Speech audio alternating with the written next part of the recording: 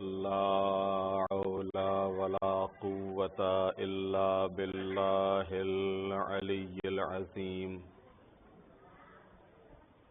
أعوذ بالله من الشيطان اللعين الرجيم. بسم الله الرحمن الرحيم. الحمد لله رب العالمين. الصلاة والسلام على رسوله الكريم سيدنا ونبينا وشفيع المذنبين أبي القاسم محمد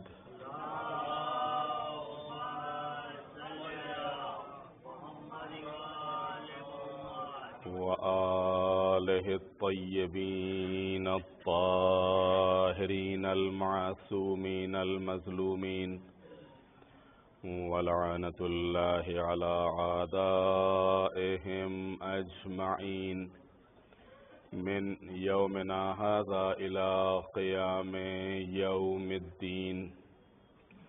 رب اشرح لي صدري ويسر لي أمري واحلل عقدة من لساني يفقه قولي. أما بعد فقد قال الله الحكيم في القرآن الكريم. بسم الله الرحمن الرحيم. ومن يطع الله ورسوله فقد فاز فوزا عظيما. صلوات محمد وعلى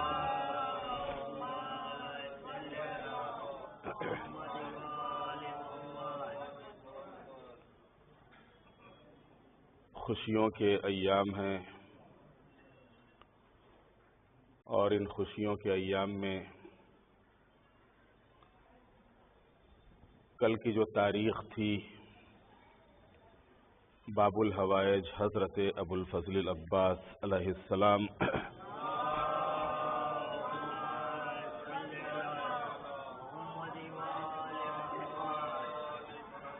کی ولادت کی تاریخ، لہذا 2 دن گفتگو خود آپ ہی کے سلسلے سے ہوئی، اور آج شب جمعہ میں بھی آپ ہی کا ذکر ہے. جناب عباس کی زندگی، جیسا کہ میں نے آپ کی خدمت میں عرض کیا تھا کہ وہ ساری صفتیں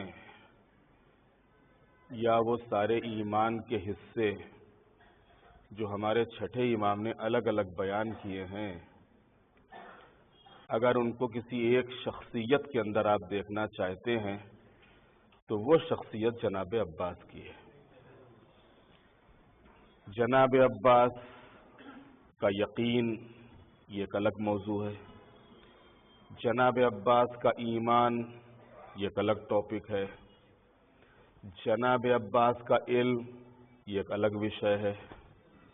جناب عباس کی عبادت یہ ایک الگ موضوع ہے. جناب عباس کا زہد یہ ایک الگ ٹاپک ہے. جناب عباس کی شجاعت یہ ایک الگ موضوع ہے. جناب عباس کی سخاوت یہ ایک الگ موضوع ہے. جناب عباس کا صبر یہ ایک الگ موضوع ہے. جناب عباس کا علم یہ ایک الگ موضوع ہے. جناب عباس کا حلم یہ ایک الگ موضوع ہے. یہ سارے سب موضوعات ہیں کہ ہر موضوع کے اوپر اگر انسان گفتگو کرے تو جناب عباس کے لیے خود ایک یہ جو موضوع ہے، یہی شاید موضوع ایک مجلس کے لیے ناکافی ہو. تو جناب عباس کی ذات صفات و کمالات کا مجموعہ ہے. اور کیوں مجموعہ نہ ہو؟ اس لیے کہ جناب عباس ایسی آغوش میں پروان چڑھے ہیں، جتنی آغوش میں پروان چڑھے ہیں ساری آغوشیں صفات و کمالات کا مجموعہ ہیں. چاہے وہ جناب زینب کی آغوش ہو، امام حسین کی آغوش ہو، امیر المومنین کی آغوش ہو، یا خود جناب ام البنین کی آغوش ہو۔ تو جناب عباس جب دنیا میں تشریف لائے تو کیونکہ ماں کی تربیت کا اثر، ماں کے شیر کا اثر، ماں کی شرافت کا اثر، ماں کی اس نجابت کا اثر کہ جس کی بنیاد پر جناب عباس نے ہمیشہ اپنے کو بھائی ہونے کے باوجود ہمیشہ غلام سمجھا اور غلام کہلوایا۔ بڑا مشکل ہوتا ہے، ایک گھر میں ایک ماں سے کچھ اور اولادیں ہیں، دوسری ماں سے کچھ اور اولادیں ہیں، اگر ذرا بھی 19-20 ہو جائے تو پھر گھر میں اختلاف ہو جاتا ہے۔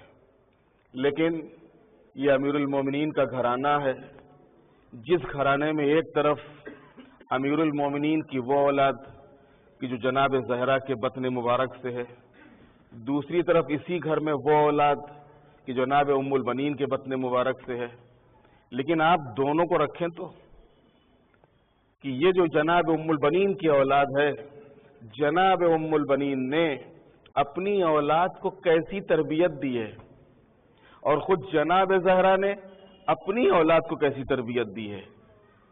جناب زہرا نے کبھی بھی یہ نہیں کہا کہ بچوں دیکھو اگر تمہارے بابا شادی کریں اور ان سے نسل آگے بڑھے تو تم اپنے کو بڑا سمجھنا، تمہارا ہی حق ہے، اور دیکھو تم ہی بس سب کچھ ہو، جو عام طور سے دنیا میں ہوتا ہے۔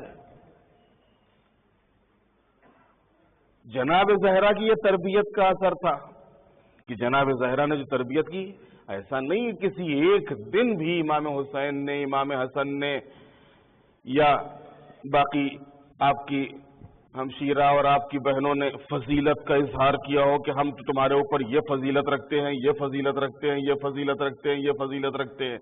نہیں، یہ جناب عباس اور آپ کے بھائیوں کا عرفان تھا، جناب عباس اور آپ کے بھائیوں کا علم تھا، یہ ماں کی شرافت تھی، ماں کے شیر کا اثر تھا کہ جب تک حیات رہے ہمیشہ اپنے کو غلام سمجھتے رہے، اپنے کو غلام کہلوایا، اور امام حسن امام حسین کو ہمیشہ آقا کہہ کر خطاب کیا، آقا کہہ کر خطاب کیا، اور ہر وقت جناب عباس کی نگاہیں امام حسن اور امام حسین، جب تک بابا کی زندگی رہی بابا کے سامنے، اگرچہ امیر المومنین خود جناب عباس کے والد ہیں، لیکن والد ہونے کے ساتھ ساتھ امام بھی ہیں، لہذا جو بھی حکم امیر المومنین نے دیا اسے بجا لانے کے لیے تیار اور اسے بجا لانے کے لیے آمادہ۔ جنگ صفین میں، اور جنگ صفین کے لیے ملتا بھی ہے یہ کہ جنگ صفین میں امیر المومنین کی جتنی بھی اولادیں تھیں سب نے جنگ کی ہے، اور ان میں جناب عباس بھی تھے۔ جناب عباس کے لیے ملتا ہے کہ جس وقت امیر المومنین نے جناب عباس کو تیار کیا ہے، کیونکہ جناب عباس کو جو جنگ کے ہنر سکھائے تھے، جنگ کے جو فن سکھائے تھے، وہ امام حسین نے سکھائے تھے۔ جناب عباس کو خود جو جنگ کے فن اور ہنر سکھائے تھے وہ امام حسین نے سکھائے تھے۔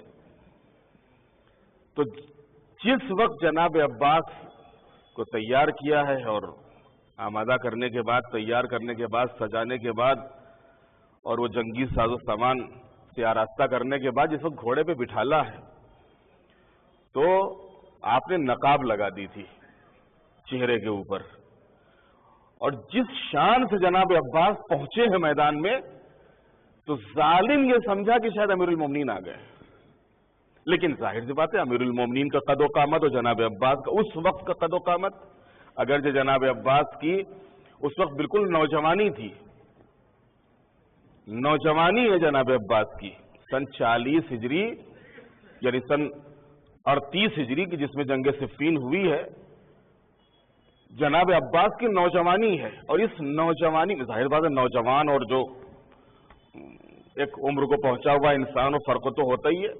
دشمن نے پہچان لیا تو ایک مرتبہ حاکم شام للکارا کہ کون اس کے مقابلے میں جائے گا. تو اس حاکم شام کے لشکر کا ایک سپہ سالار ہوا کرتا تھا. تو اس نے کہا کہ یہ تو بچہ ہے، اس کے سامنے میں کیا جاؤں، اس کا تو کام میرا بچہ ہی تمام کر دے گا. اس کے 7 بیٹے تھے، تاریخ اس بات کی گواہ ہے، 7 بیٹے تھے. اس نے پہلے کو بھیجا، پہلے ہی وار میں واصل جہنم. دوسرے کو بھیجا، دوسرا واصل جہنم. تیسرے کو بھیجا، تیسرا واصل جہنم. چوتھے کو بھیجا، چوتھا واصل جہنم. پانچویں کو بھیجا، پانچواں واصل جہنم. چھٹے کو بھیجا، چھٹا واصل جہنم.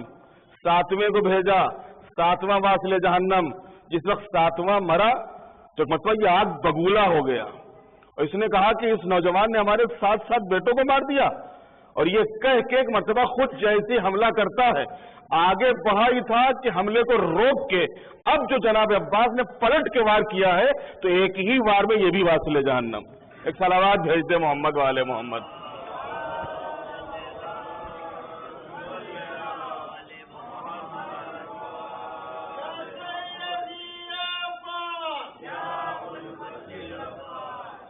تو یہ جناب عباس کی نوجوانی ہے. اور جب امیر المومنین کی شہادت ہوئی تو امیر المومنین کی شہادت کے وقت، کیونکہ آپ کا پورا گھرانہ ہی کوفے میں تھا، آپ بھی کوفے میں تھے، لیکن جناب عباس، میں نے جیسا کہ عرض کیا کہ امام حسن اور امام حسین کی موجودگی میں اور ان کی امامت کے تحت ہمیشہ جب تک امیر المومنین رہے، امیر المومنین کو بابا کے ساتھ ساتھ امام، اور امام کا جو احترام ہوتا ہے، امام کی جو عظمت ہوتی ہے، امام کا جو مقام ہوتا ہے، اس کے لحاظ سے امیر المومنین سے خطاب کیا. جب امیر المومنین کی شہادت ہوئی تو اب امام حسن، اور امام حسن کے ساتھ ویسے ہی تھے کہ جیسے اپنے بابا کے ہمراہ تھے. اور امام حسن کی شہادت کے بعد اب امام حسین کے زیر سایہ ہیں آپ، اور آپ کی امامت کے تحت ہے. سن 50 ہجری سے لے کے اور سن 61 ہجری کربلا تک یہ 10 سال جناب عباس کے امام حسین کی امامت کے تحت ہے. لیکن ان تمام سالوں میں جو چیز قابل غور ہے، جس کی طرف میں نے کل بھی آپ کی خدمت میں اشارہ کیا تھا، اور یہ آیت کی جس کو میں نے سرنامہ کلام قرار دیا، وَمَن يُطِعِ اللَّهَ وَرَسُولَهُ فَقَدْ فَازَ فَوْزًا عَظِيمًا، کہ جس نے بھی اللہ اور اس کے رسول کی اطاعت کی وہ کامیابی کے عظیم درجے پر فائز ہوا. تو جناب عباس اطاعت کے اس عظیم درجے کے اوپر فائز تھے. اور یہ بات میں عرض کر چکا ہوں آپ کی خدمت میں کہ اطاعت ممکن نہیں ہے جب تک کہ محبت یا عشق نہ ہو. جتنی محبت ہوگی، جتنا عشق ہوگا، اتنی اطاعت ہوگی. اور محبت اور عشق ممکن نہیں ہے جب تک کہ صحیح معرفت نہ ہو. اب آپ اندازہ لگائیے کہ جو جناب عباس کے اطاعت کا جذبہ تھا، کتنی معرفت رہی ہوگی امام حسین کی، جس کی بنیاد کے اوپر کہ اگر ہم جیسے افراد ایسے موقعوں کے اوپر کبھی کبھی اگر چلیے ٹھیک ہے آ بھی گئے، اول تو ٹکنا ہی مشکل ہوتا ہے. جن حالات میں امام حسین کا ساتھ دیا جناب عباس نے، آسان نہیں ہے. اول تو ٹکنا ہی مشکل ہے. دوسرے یہ کہ اگر ٹک بھی گئے تو جذبات پہ قابو نہیں رکھ پاتے ہیں، جذبات غالب آ جاتے ہیں ہمارے اوپر. اور ان جذبات پہ پھر ہم یہ نہیں دیکھتے ہیں کہ اس وقت حکم شریعت کیا ہے،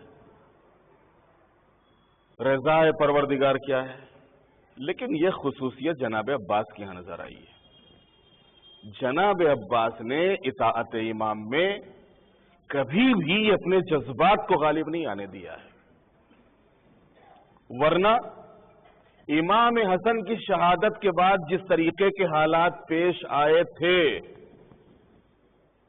ممکن نہیں تھا کہ عباس جیسی شخصیت موجود ہو اور یہ ہو جائے. اور ہونے کے بعد اگر ہو گیا ہے تو یہ کرنے والے سلامتی سے اپنے گھر پہنچ جائیں. ممکن نہیں ہے، لیکن ہوا. اور جن لوگوں نے تیر چلائے تھے وہ اپنے اپنے گھر بھی پہنچ گئے. کیوں؟ کیا جناب عباس نہیں تھے؟ جناب عباس تھے. پھر کیوں؟ کیا اس موقع کے اوپر احساس نہیں ہوگا کہ یہ امام ہے، یہ بھائی ہے، اور اس ہمارے بھائی کے جنازے کے اوپر اور بھائی سے زیادہ احترام امامت کا کرتے تھے جناب عباس، کہ بھائی ہونے کے ساتھ ساتھ خود امام ہے، امام وقت، لہذا امام وقت کے اوپر کوئی حرف آ جائے ہماری موجودگی میں، یقیناً بڑے ہوں گے. یقیناً بڑے کیا ہوں گے، بلکہ نظریں امام حسین کی طرف لگی ہوں گی کہ دیکھیں ہمارا آقا کیا کہتا ہے. جذبات تو ہوں گے کہ نہیں ہوں گے، لیکن ان جذبات پر قابو پانا یہ جناب عباس کا کمال ہے. ایسے موقع کے اوپر نظریں امام حسین کے اوپر لگی ہوئی ہیں. دیکھیں آقا کیا حکم دیتے ہیں، دیکھیں ہمارا مولا کیا حکم دیتا ہے. جیسے ہی جناب امام حسین نے دیکھا کہ تیوریوں کے اوپر بل پڑے ہوئے ہیں، بس ایک مرتبہ آگے بڑھے، شانے کے اوپر ہاتھ رکھا، بھیا عباس ہمت، صبر، میں دیکھ رہا ہوں، میری نگاہیں دیکھ رہی ہیں، مجھے احساس ہے تمہاری محبت کا، تمہارے جذبات کا احترام ہے، لیکن صبر کرو.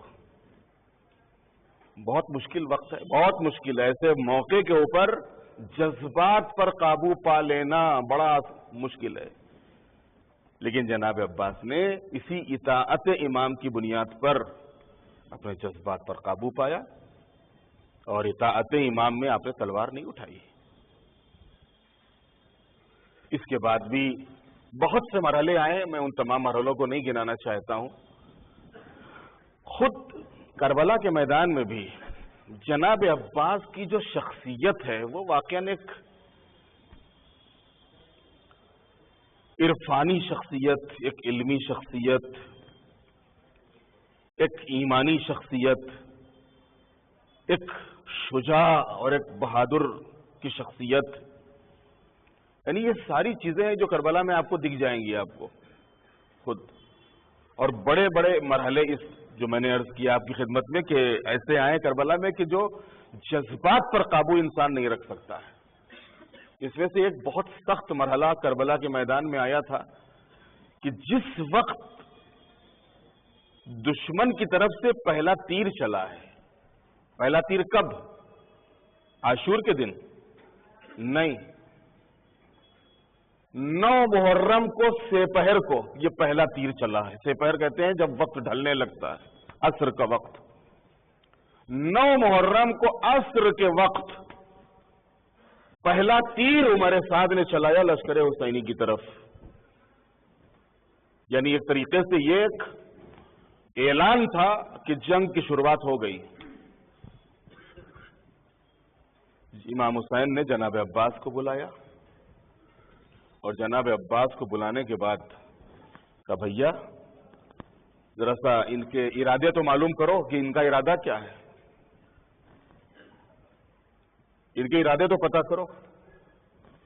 جناب عباس اور جناب عباس کے ساتھ امام حسین کے 30 اصحاب ساتھ میں تھے، 30 صحابی. جناب عباس ان سب کے ساتھ، کیونکہ جو لشکر کا علمدار ہوتا ہے اس کی اپنی ایک شان ہوتی ہے، اس کا اپنا ایک انداز ہوتا ہے. آج کی اصطلاح میں اس کا اپنا ایک پروٹوکول ہوتا ہے. اسی انداز سے جناب عباس اپنے ان 30 صحابیوں کو لے کے، 30 سپاہیوں کو لے کے چلے. کیا ارادہ ہے؟ کہ جنگ ہوگی. امام کو آ کے اطلاع دی کہ ان کے ارادے نیک نہیں ہیں اور یہ لوگ جنگ کے پر تلے ہوئے ہیں. اس موقع پر کیونکہ جب انہوں نے کہا کہ جنگ ہوگی تو جناب عباس تو خوش ہو گئے کہ اب ہماری مراد پوری ہو جائے گی. دشمن جو ہم چاہ رہے تھے اس نے سامنے سے کہہ دیا کہ اب ہماری مراد پوری ہو جائے گی. ہم جو سن 50 ہجری سے صبر کرتے آ رہے ہیں، آج کم سے کم ہم کو اپنے اس شجاعت کو اور اپنی اس دشمن کو جو یہ سوچ رہا ہے اس کو اس کی کمزوری کا احساس دلا دیں گے اور بتا دیں گے کہ تم نے کن کے خلاف جنگ کا اقدام کیا ہے، کن کے خلاف تم نے قیام کیا ہے۔ لہذا جناب عباس تو خوش ہیں اور خوشی خوشی آ کے امام کی خدمت میں کہا ہے آقا جنگ کی شروعات ہو گئی۔ اب مقصد یہ تھا جناب عباس کا کہ جیسے ہی ہم اطلاع دیں گے تو فوراً آقا ہم سے کہیں گے کہ پھر عباس آگے بڑھو، لیکن اب یہاں پر بڑا حساس موقع ہے۔ امام نے فرمایا بھیا عباس ایک رات کی مہلت لے آؤ، اور آج کی رات ہم یہ قرآن کی تلاوت میں اور دعا میں اور مناجات میں اور راز و نیاز پروردگار میں گزارنا چاہتے ہیں۔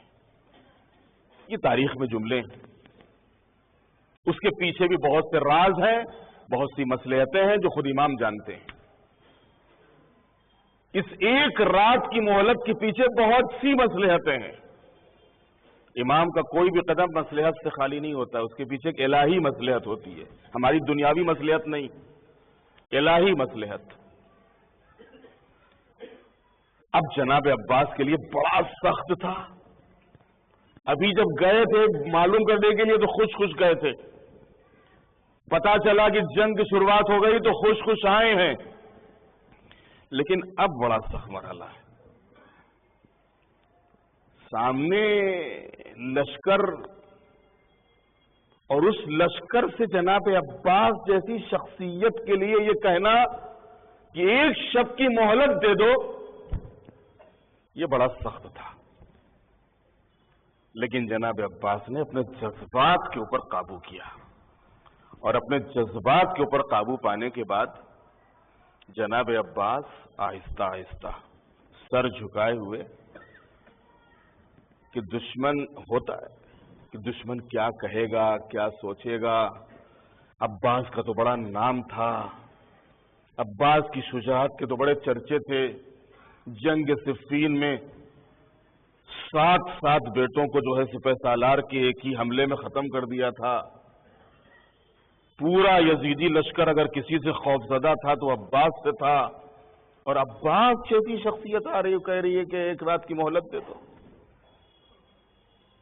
لیکن جناب عباس گئے، اور جانے کے بعد آپ نے عمر سعد کو طلب کیا، عمر سعد آیا اور آپ نے مہلت لی۔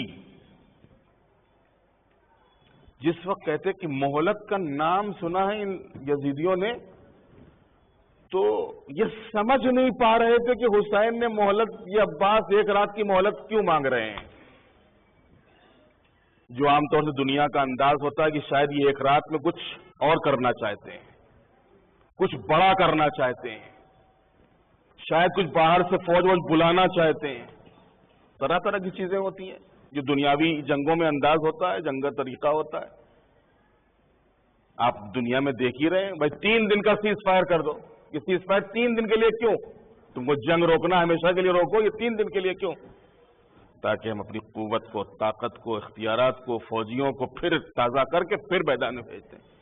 یہ کوئی ہمدردی میں نہیں ہوتا ہے کہ ہاں بھائی یہاں زخمی، یہ اپنے زخمی اٹھا لے جائیں، وہ اپنے زخمی اٹھا لے جائیں، اپنی میتیں اٹھا لے جائیں، اپنی میتیں اٹھا لے جائیں۔ دشمن میدان ہاتھ سے جانے نہیں دیتا ہے۔ لہذا دنیا میں دیکھا آپ نے ابھی جو حالات چل رہے ہیں، ان حالات میں برابر آپ سنا کرتے ہیں اتنے دن کا سیز فائر ہو گیا، اتنے دن کا سیز فائر ہو گیا۔ اتنے دن کیا مطلب ہے؟ سیز فائر کرنا ہے تم کو بہت زیادہ انسانیت کی ہمدردی اور انسانیت کا درد ہے تو کہ تو جنگ کریں گے ہی نہیں، آؤ مل بیٹھ کے بات کرتے۔ تو جس وقت جناب عباس نے مہلت طلب کی تو ان کے دلوں میں عجیب عجیب سے تصورات جو ایک ہوتا ہے جنگ کے نقشے کے لیے، تو آپس میں یہ لوگ ایک دوسرے سے بحث کرنے لگے۔ کوئی کہہ رہا تھا کہ مہلت دینا، کوئی کہہ رہا تھا مہلت نہ دینا، کیونکہ ادھر جناب عباس بھی میں نے عرض کیا کہ 30 افراد کے ساتھ تھے، اور ادھر عمر سعد اپنے پورے جتنے بھی لشکر کے سردار تھے ان کے سرداروں کے ساتھ آیا تھا۔ تو کوئی کہہ رہا تھا مہلت دو، کوئی کہہ رہا تھا مہلت نہ دو، کوئی کہہ رہا تھا ریچن بس جاری رکھو، کہہ رہا تھا کہ نہیں صبح تک اگر مہلت طلب کر رہے ہیں تو ایک شب میں کیا جاتا ہے؟ چاروں طرف تو ہمارا حلقہ ہے، نہ ان کا کوئی سپاہی باہر جا سکتا ہے، نہ باہر سے کوئی آ سکتا ہے، کیونکہ 9 محرم کو خود کربلا کی جو اس وقت کا ماحول اور اس وقت کی کیفیت بیان کی جاتی ہے کہ 8 محرم تک راستے کھلے تھے، 8 محرم تک راستے کھلے ہوئے تھے، لیکن 9 محرم وہ تاریخ ہے کہ جس تاریخ کو چاروں طرف سے انہوں نے نرغا کر لیا تھا کہ اب نہ کوئی باہر سے ان میں شامل ہو سکتا ہے اور نہ ان میں سے کوئی باہر جا سکتا ہے، چاروں طرف سے گھیر لیا تھا۔ چنانچہ تو جب ہم نے تو حلقہ کیا ہوا ہے، لہذا جائیں گے تو کہاں جائیں گے؟ لہذا اجازت دینے میں کیا حرج ہے؟ خیر بالآخر عمر سعد کیونکہ لشکر کی پوری کمان اسی کے حوالے تھی، اس نے کہا کہ ٹھیک ہے 1 رات کی مہلت دے۔ اب جو جناب عباس 1 رات کی مہلت لے کے واپس ہونے لگے تو ایک مرتبہ شمر آگے بڑھا، عباس تم سے ایک نسبت ہے اور اس نسبت کی بنیاد پر تمہارے لیے امان نامہ لایا ہوں۔ بس تیوریوں کے اوپر بل پڑ گئے، جناب عباس کی تیوریوں کے اوپر بل پڑ گئے اور ایک مرتبہ موڑے، جیسے ہی اس نے امان نامہ سامنے کیا، لیا، پھاڑا، اس کے منہ پہ پھینکا اور پھینکنے کے بعد کہتے ہیں کہ ملون میرے لیے امان اور زہرا کے لال کے لیے کوئی امان نہیں، تجھ پہ لعنت اور تیرے امان نامے پہ لعنت۔ تو عزیزان محترم، بس اس سے زیادہ آج آپ کی خدمت میں نہیں بیان کرنا ہے۔ شب جمعہ ہے، شب دعا ہے، شب مغفرت ہے، شب رحمت ہے، یقیناً کربلا کی زیارت کی بھی اور امام حسین کی زیارت کی شب ہے۔ آئیے اس پروردگار عالم کی بارگاہ میں دعا کرتے ہیں، اللہم انی اسألک بحق محمد وانت المحمود وبحق علی وانت العالی وبحق فاطمة وانت فاطر السماوات والارض وبحق الحسن وانت المحسن وبحق الحسین وانت قدیم الاحسان وبحق الائمة التسعة الطاہرین من ذریت الحسین علیہم الصلاۃ والسلام۔ بار الہ تجھے واسطہ ہے محمد والے محمد علیہ الصلاۃ والسلام کا، معبود ہم سب کو معاف فرما، ہماری غلطیوں، خطاؤں اور گناہوں سے درگزر فرما۔ تجھے واسطہ ہے محمد والے محمد علیہ السلام کا، اس رجب المرجب میں ہماری توفیقات میں اضافہ فرما۔ بار الہ مومنین جہاں جہاں بھی آباد ہیں ان کی جان، مال، عزت، آبرو کی حفاظت فرما۔ مقامات مقدسہ بالخصوص سیریا میں موجود تمام مقامات کی حفاظت فرما، جن مقامات مقدسہ کو مسمار کر دیا گیا ان کی تعمیر کے اسباب فراہم فرما۔ بار الہ دشمنان اسلام اور دشمنان تشیع امریکہ، اسرائیل اور آل سعود اور ان کے تمام ہم نواؤں کو ذلیل، خوار اور نیست و نابود فرما۔ پرچم اسلام کو سربلند فرما، پرچم کفر و نفاق کو سرنگو فرما، مظلوموں کی مدد فرما، ظالموں کا خاتمہ فرما۔ جو مومنین مریض ہیں ان سب کو شفا عطا فرما، جو مقروض ہیں قرضوں کو ادا فرما، جو دنیا سے رخصت ہو چکے ان کی مغفرت فرما۔ مولا امام زمانہ علیہ السلام کے ظہور میں تعجیل فرما، ہم سب کو امام کے غلاموں اور ان کے ناصروں میں شمار فرما، ہم سب کی تمام دینی اور دنیاوی حاجتوں کو پورا فرما۔ وَتَقَبَّلْ مِنَّا إِنَّكَ أَنْتَ السَّمِيعُ الْعَلِيمُ۔